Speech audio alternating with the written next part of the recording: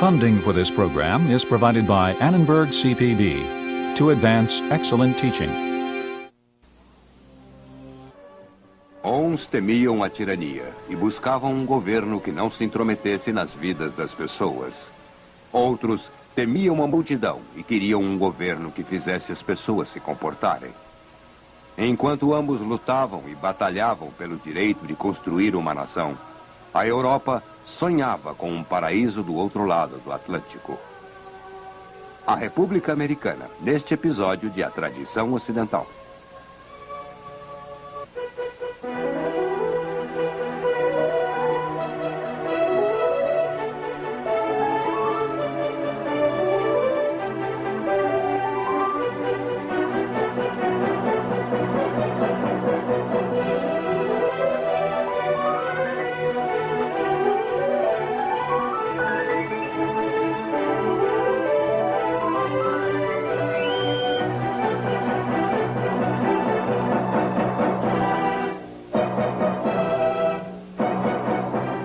E agora o professor da Universidade da Califórnia, Eugene Weber, em sua jornada através da história da civilização ocidental.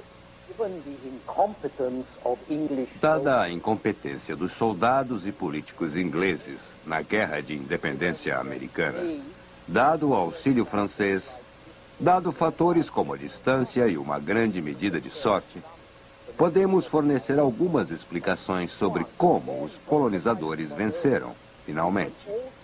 Mas, quando o combate terminou, podemos também ver o desenvolvimento do conflito no solo americano entre moderados e radicais, entre conservadores e estabilizadores, o grupo de mudança em movimento. Era, em essência, uma clássica situação revolucionária depois que a Revolução terminou.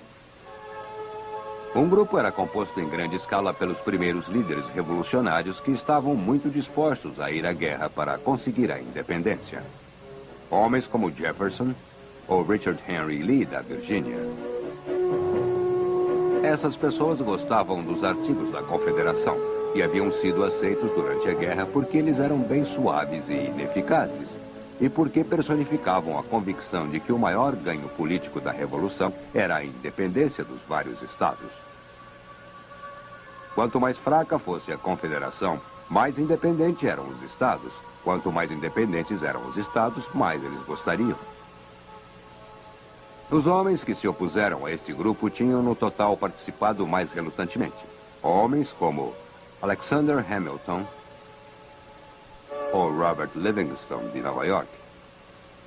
A maioria deles acreditava que uma nova nação deve ter um governo central com o poder de coagir tanto o governo do Estado quanto o cidadão. Eles eram conservadores em sua política, conservadores em seu posicionamento social, homens de princípios e homens de propriedade, cuja propriedade algumas vezes se colocava como um princípio maior. Essas duas tendências, essas duas atitudes, são melhor representadas por duas personalidades: Thomas Jefferson e Alexander Hamilton. Elas estão refletidas em dois documentos: a Declaração da Independência, a proclamação idealista que faz uma revolução, e a Constituição, o documento legalista, que é o produto de compromisso e medo de revoluções posteriores. Obviamente, as duas atitudes estavam em polos opostos.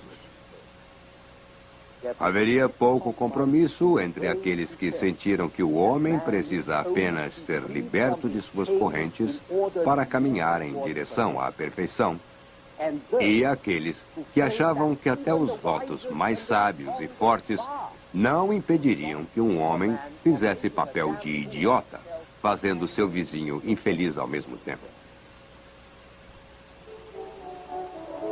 Quando olhavam o futuro, Jefferson e seus seguidores temiam as corrupções do poder. Acreditavam que se o homem fosse salvo da tirania, ele se sairia bem sozinho.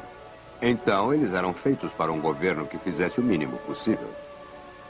Quando Hamilton e seus seguidores olhavam para o futuro, temiam as corrupções da natureza humana. Acreditavam que se um homem fosse salvo de si mesmo, haveria um grande futuro para a sociedade americana. Naturalmente, eram a favor de um governo ativo e intervencionista, que faria com que as coisas acontecessem de modo que deviam acontecer, que fariam as pessoas se comportarem do modo como deveriam se comportar. Pessoas que pensavam assim argumentavam que a tentativa de um governo solto, baseado nos artigos da Confederação, era um fracasso. E eles acabaram conseguindo o que queriam às custas de alguns comprometimentos, com a Convenção Constitucional de 1787. Portanto, enquanto podemos dizer simbolicamente que Jefferson, no sentido que as ideias representavam, fez a Revolução, também podemos dizer restrições, que Hamilton fez a Constituição, e que até um certo ponto o interessante no experimento americano era que ele tem sempre preservado essa combinação de prática cabeça dura, de acordo com Hamilton e Hobbes, e uma teoria muito idealista do que diziam Jefferson e Locke. Então, enquanto todos os homens eram cidadãos iguais, isso não incluía os negros, que não podiam casar com brancas, ou índios, que eram expulsos de suas terras, ou analfabetos e pobres que não poderiam votar. E mulheres, porque, é claro, não eram homens. A Constituição substituiu a velha autoridade por uma nova, a velha classe latifundiária reinante por uma nova classe republicana reinante, baseando-se na propriedade e nas distinções sociais e, eventualmente, na hereditariedade também, do mesmo modo que a antiga. A grande diferença era que os americanos não podiam admitir distinção hereditária e social na qual sua sociedade, como qualquer outra sociedade, estava baseada. E isso criou uma brecha entre a teoria e a prática, entre a teoria da igualdade, que unia a nação, e a prática da competição. Competição com seus resultados desiguais e selecionados que mantinham a sociedade andando e em expansão. A tensão entre a teoria e a prática, entre a igualdade e a competição, essa tensão nunca seria admitida, que dirá resolvida. As fraudes e as ilusões necessárias para escondê-las tornaram-se parte da história americana e da própria história. E é bem possível que, sem as tais grandes ilusões e grandes enganos também, nenhuma grande nação possa existir, ao menos como nação.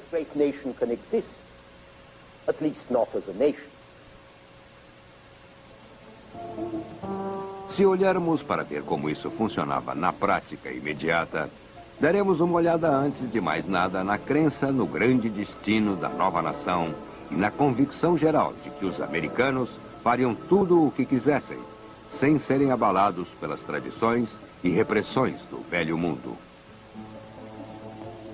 Em nenhum outro lugar, esse sentimento era tão forte quanto no próprio velho mundo, pois a América era uma tela na qual a Europa poderia projetar sua própria visão ideal. A Europa estava dividida e inquieta em si mesma.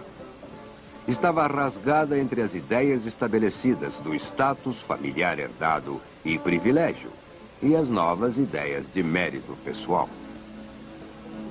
Havia uma demanda crescente por igualdade. Havia uma crescente mobilidade social, mas não suficiente. E isso provocou uma consciência de classe mais atormentada. Ao mesmo tempo, havia um crescente elitismo na Europa, tanto nas burocracias em desenvolvimento, como na reação aristocrática de uma classe que se sentia ameaçada e reagia se afirmando com mais força que antes.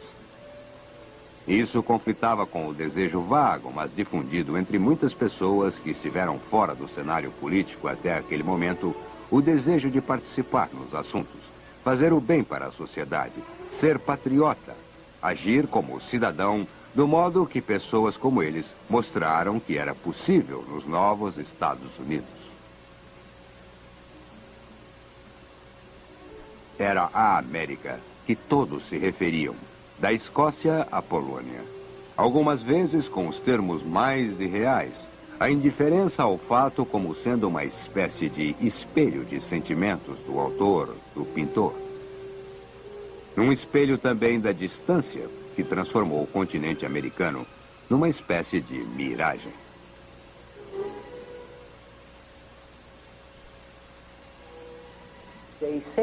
Eles dizem, escreve um belga em 1782, que na Virgínia os membros escolhidos para estabelecerem um novo governo se reuniam num bosque tranquilo, longe das vistas das pessoas, num local preparado pela natureza com bancos de grama, e que neste lugar paradisíaco eles deliberaram sobre quem deveria presidir sobre eles.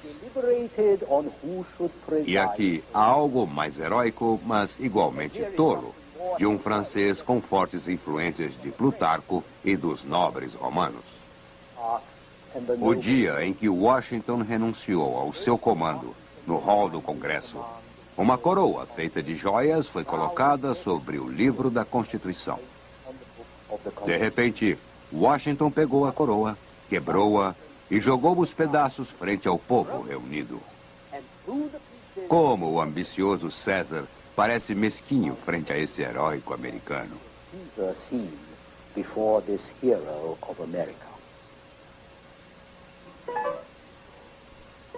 Claro que essa é uma espécie de conto de fadas. Aqui vemos uma versão muito mais provável do evento. Mas sob o artifício literário e a retórica, pode-se achar uma espécie de emigração espiritual. Pode sentir-se o desconforto psicológico dos europeus, a ânsia de viver num país melhor, onde o mérito sólido seria reconhecido, a rejeição moral existente na sociedade europeia, que seria a causa última da revolução na época. Na Europa, nos dizem, o talento pode ser um dom triste e fútil. Mas na América, os mais honestos, os mais verdadeiramente respeitáveis, eram também os maiores e os mais respeitados, sem referência a nascimento ou patente. Na América, não havia as injustiças sociais que pesavam cada vez mais na Europa. Não porque estivessem ficando mais pesadas, mas porque as pessoas estavam se conscientizando delas mais que nunca. Na América, as distinções artificiais foram abolidas. Como colocou um professor alemão em 1776, os americanos são o mais afortunado dos povos em toda a Terra, ao menos entre as nações civilizadas. Eles nem conhecem os nomes de muitos fardos carregados pelos súditos da Europa. O professor não entendia por que metade da Europa não tinha ainda imigrado através do Atlântico. É claro que havia gente, e Jefferson era um deles, que tentava combater as ideias mais absurdas sobre a América que circulavam na Europa. Mas os realistas eram combatidos por aqueles europeus que preferiam sonhos à realidade. E sem dúvida que viam que, se você quisesse afetar a realidade, somente sonhos poderiam oferecer um material verdadeiramente pungente. Deseja, senhor, destruir esse encantamento? Diz um francês em 1786. Homem cruel, ainda que isso fosse uma ilusão, ainda assim a dissiparia. Seria caro para nós. Seria útil em consolar o homem de virtude. E ele poderia ter acrescentado, seria útil também para mostrar o que pode fazer e o que pode conseguir se tentar sua própria revolução. O que havia aqui era uma frustração traduzida numa esperança sem limites. Esse sentimento produziu uma espécie de filosofia da história. A crença em que a Revolução Americana marcou um enorme ponto decisivo em toda a história da raça humana. Um dos papéis públicos americanos mais reverenciados, a nota de $1, tem do seu lado oposto a data de 1776 e a inscrição Novus Ordo Seclorum, que significava que naquele ano decisivo de 1776, não só era uma nova nação que nascia, mas uma nova ordem da sociedade humana, livre dos pecados e loucuras da velha Europa. A prova disso estava no fato que George Washington não se tornou rei, quando a guerra terminou, mas voltou à sua fazenda, no Mount Vernon, o que provou que os republicanos eram homens virtuosos, como os antigos romanos ou como os filósofos iluministas. Quando a Virgínia quis homenagear seu grande herói republicano, contratou o escultor favorito do iluminismo, o francês Rodin. Sua estátua de Washington hoje está no Capitólio do estado da Virgínia, num prédio projetado por Thomas Jefferson.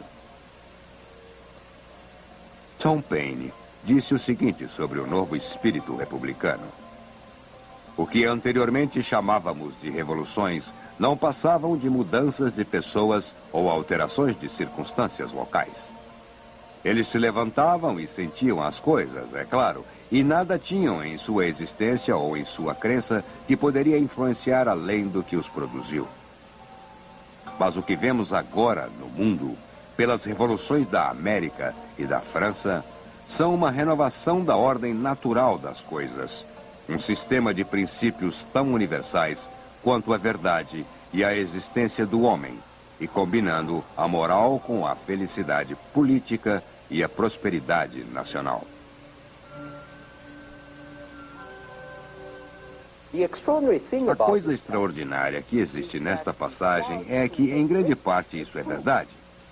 O ponto principal no qual Paine parece se enganar é não em se animar com o significado da Revolução Americana, mas em colocá-la junto com a Revolução Francesa. A Revolução Americana era diferente, tanto daquela da Inglaterra do século XVII, quanto a da França do século XVIII, porque ela aconteceu com um novo país e um novo mundo que ainda não estavam estabelecidos. Isso significava que, desta vez, as esperanças exaltadas dos idealistas e revolucionários eram possíveis devido aos vastos recursos de um continente inexplorado e por ilimitadas possibilidades de expansão e experimentos sociais. Os líderes americanos tiveram a oportunidade de construir, não apenas de lutar.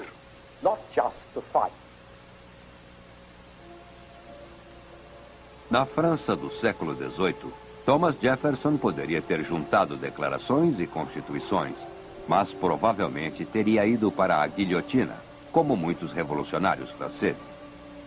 Na América, ele era capaz não só de fazer o grande papel que fez na formulação do pensamento político americano, mas também um papel efetivo como político prático no governo e no desenvolvimento deste país. Quando Jefferson morreu em 4 de julho de 1826, que era também o cinquentenário da Declaração da Independência, ele deixou instruções precisas quanto ao que deveria ser escrito em seu túmulo. Ele queria que a inscrição dissesse que ele criou a Declaração da Independência, o Estatuto da Virgínia para a Liberdade Religiosa e a Universidade da Virgínia. Essa é uma seleção muito americana, muito século XVIII da América. Vinda de um homem que fez muitas coisas em sua vida, inclusive ser o presidente dos Estados Unidos, que ele ajudou a fundar. A inclusão de Jefferson no Estatuto para a Liberdade Religiosa é particularmente reveladora. Eu não sei de outro revolucionário particularmente interessado em liberdade de pensamento para os outros. E eu também não conheço outro revolucionário que tenha fundado uma universidade e a projetado ele mesmo, em 1816, como o que ele chamou de Vila Acadêmica, com aposentos independentes para professores e alunos, com jardins e com um pátio cercado por elegantes prédios neoclássicos, mas abertos de um lado para as montanhas e para a terra. Por outro lado, esse era um homem que achava que uma pequena revolução era boa, vez ou outra, e que escreveu: a árvore da liberdade deve ser refrescada de tempos em tempos com o sangue de patriotas e tiranos. É o esterco natural. Ele escreveu isso em 1787, alguns anos antes da Revolução Francesa ter produzido um bocado de esterco de sangue. Mas ainda assim é notável que esse homem que se tornaria presidente pudesse ser tão sincero. Você se perguntou um dia, à luz do que conhece sobre a política, como Jefferson conseguiu sobreviver e prosperar politicamente por tanto tempo? Foi porque ocasionalmente tinha que engolir o que disse?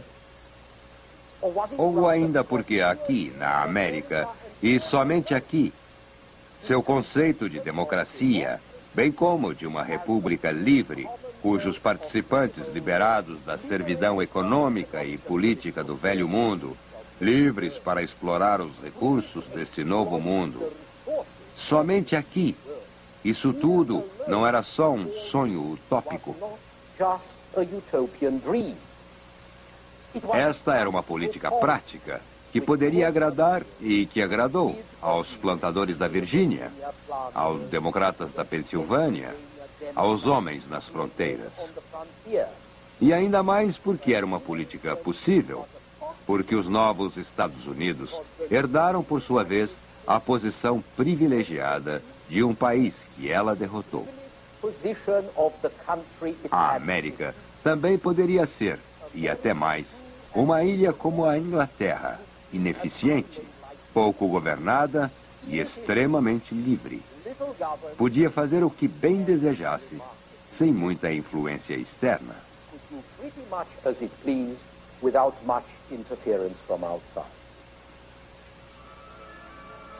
A democracia americana era rude.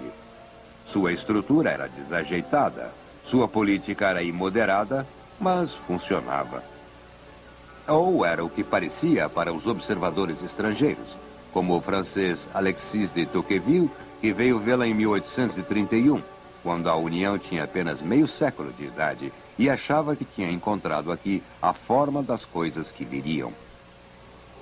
A democracia americana não apenas funcionava, ela andava. Em meados de 1850, os Estados Unidos alcançaram seus atuais limites continentais. Depois de 1853, quando a ferrovia alcançava Chicago e St. Louis, somente o Alasca e o Havaí estariam faltando na constelação atual de estados. Nesta terra em expansão, onde cada 10º homem ou mulher era um imigrante, um novo nacionalismo tomava forma. Ouvimos por tempo demais as refinadas musas da Europa, escreveu Ralph Waldo Emerson. Andaremos sobre nossos próprios pés, trabalharemos com nossas mãos, falaremos de acordo com nossas próprias convicções. E essas declarações recorrentes de independência também faziam parte da síndrome americana, do que se tornou uma tradição americana. Então, lá estava, por quase 3 séculos, o mundo ocidental esteve ligado à Europa. Agora, uma porção dele estava livre. E dentro de poucas décadas, os vastos domínios da Espanha e de Portugal também ficariam livres de seus mestres europeus, se não livres por elas mesmas. Em abril de 1789, Washington, primeiro presidente da nova república, tomou posse do governo 6 dias antes da inauguração dos Estados Franceses Gerais em Versalhes, em prelúdio para uma revolução bastante diferente. Em 1801, Jefferson foi eleito o 3º presidente dos Estados Unidos. Foi ele que dirigiu o planejamento da capital americana, que recebeu o nome de Washington. Uma cidade que seria baseada em linhas racionais e iluministas, por um francês chamado L'Enfant, cujo projeto imitava os romanos, que servia de modelo para os novos republicanos. Maciça, digna, viril e bastante solene. A arquitetura de Washington deveria refletir o poder das leis elaboradas lá e a solidariedade da nova república. E certamente havia algo de muito excepcional quanto ao que defendia na época e continua sendo excepcional hoje, quase 2 séculos mais tarde. Jefferson planejou-a bem.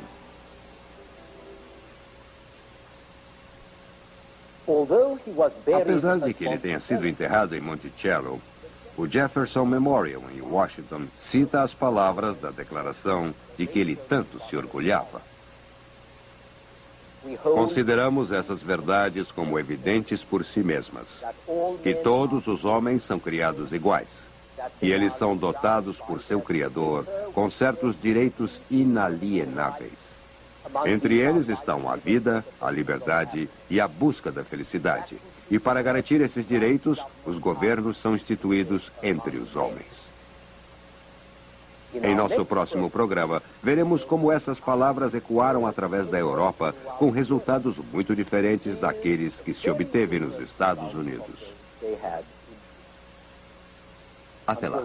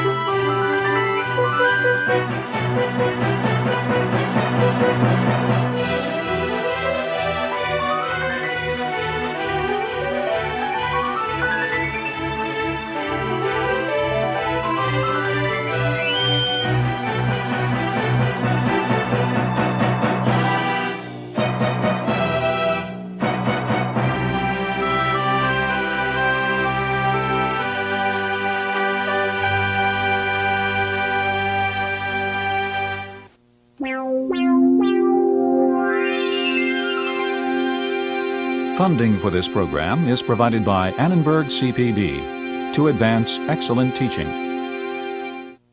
For information about this and other Annenberg CPB programs, call 1-800-LEARNER and visit us at www.learner.org.